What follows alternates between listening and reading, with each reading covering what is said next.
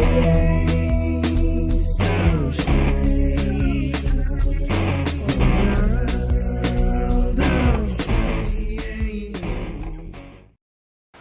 I'm William Stout, and I'm going to talk about what it was like to ink an issue of Jack Kirby's Demon.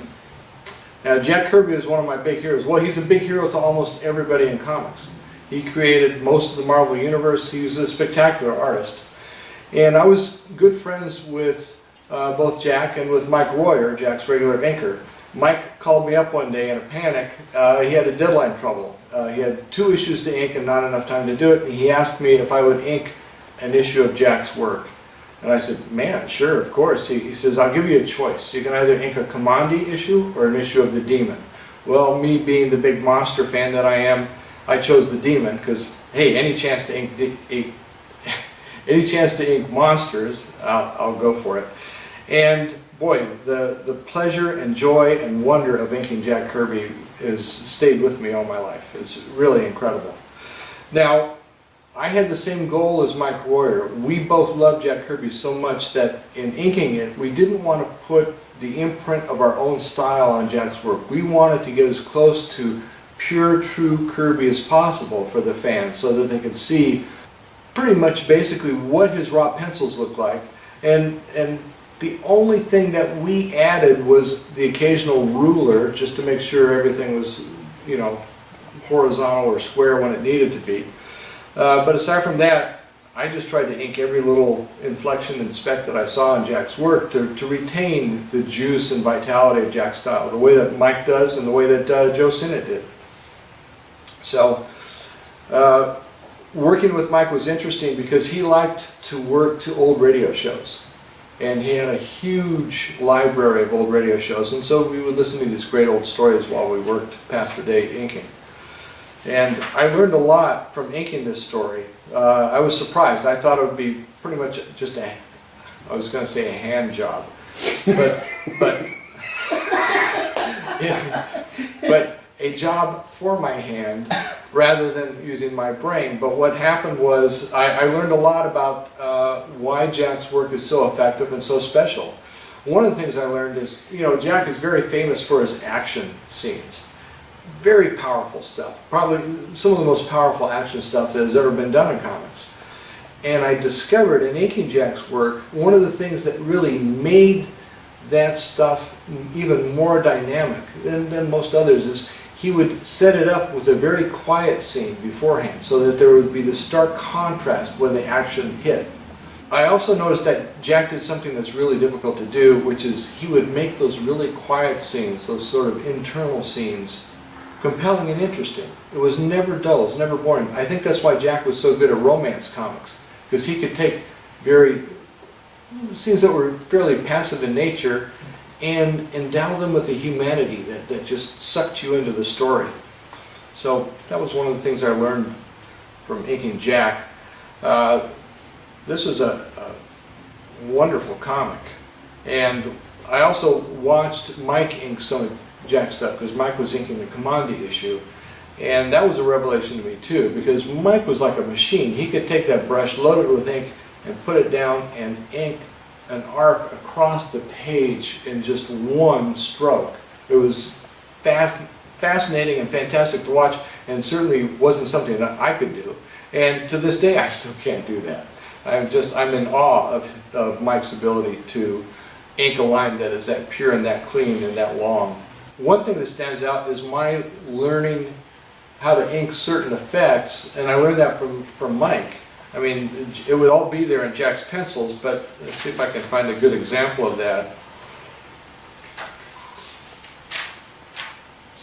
Like for instance, in this panel here, where the cops are coming in the room, they're coming out of a dark room and they've got a flashlight. And normally I would have inked this with a brush and inked the radiating lines out. But Mike showed me to ink it with, it's better to ink it with a crow quill. You get firmer and steadier lines, and they're absolutely straight. And so I would radiate these lines out of there, and I still work that style, do that technique to this day. This is the frog that Ben was talking about. It's just something that stuck in my head because I've here I was inking the superhero story, and in the middle there's this toad that jumps out.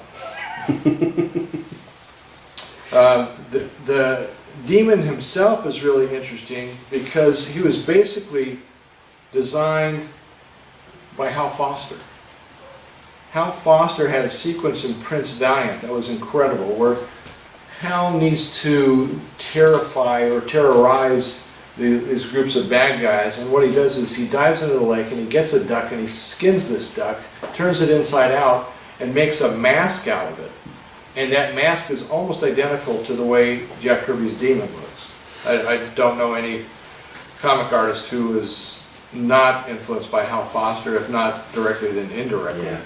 I used to have conversations with Al Williamson, the EC artist, and we both would laugh because we talk about how in doing our comics and doing our work, we'd make these little breakthroughs that we thought, wow, nobody's ever thought of this. Wow, this is fantastic. Fantastic, and then we go back to our Hal Foster collection, and their Foster had done it back in the 30s or the 40s. So Yeah. we could never find anything of our own that was truly original because Foster did it all. He was just an amazing. When we were in Louisville at Wonderfest, Right. somebody brought up that album, Smash. Right. And talk about how this influenced that album cover. Sure.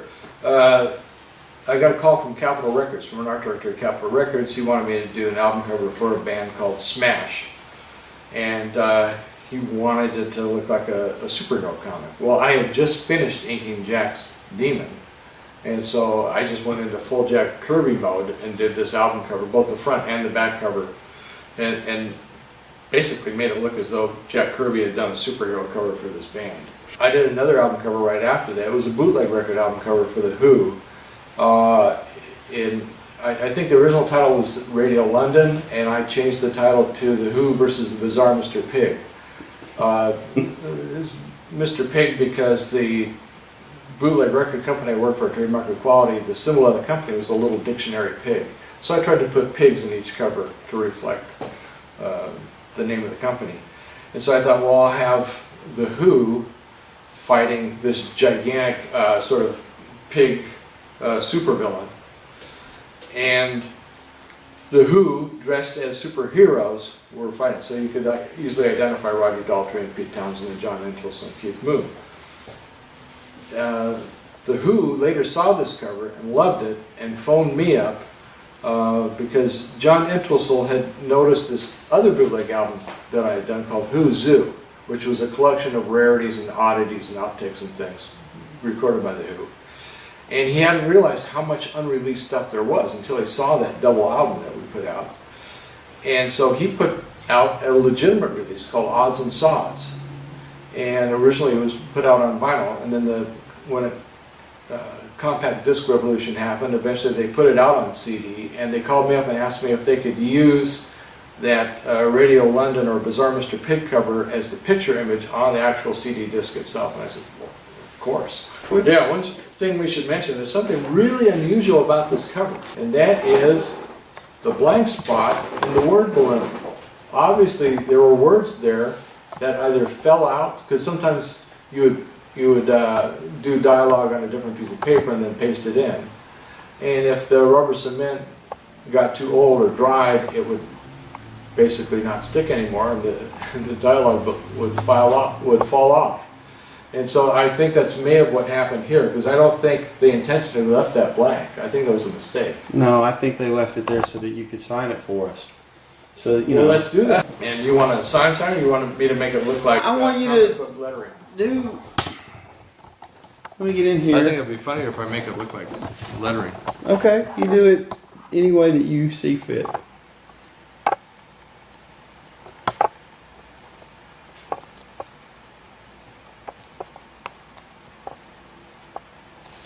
Oh, that's beautiful. So now it says, William Stout and you will exist in his place. All which right. is kind of appropriate since both Mike and I collaborated on this. Mike inked most, inside the story, Mike inked most of the demon pictures, and I would ink the rest. Okay. I think I inked a couple, but Russ Manning was like that too. When I assisted Russ Manning on the Tarzan strips, I could ink everything except for Tarzan. Russ Okay. always had to ink Tarzan. And Russ Manning, like Jack Kirby, I think both of those, I mean, Russ Manning, like Hal Foster, I think both of those guys were really underestimated as writers as well as artists. All right. Well, I think that covers it, Bill. We got that down for posterity. We can Great, cool. share that with the world. Now everyone will know. Post it on YouTube. All right.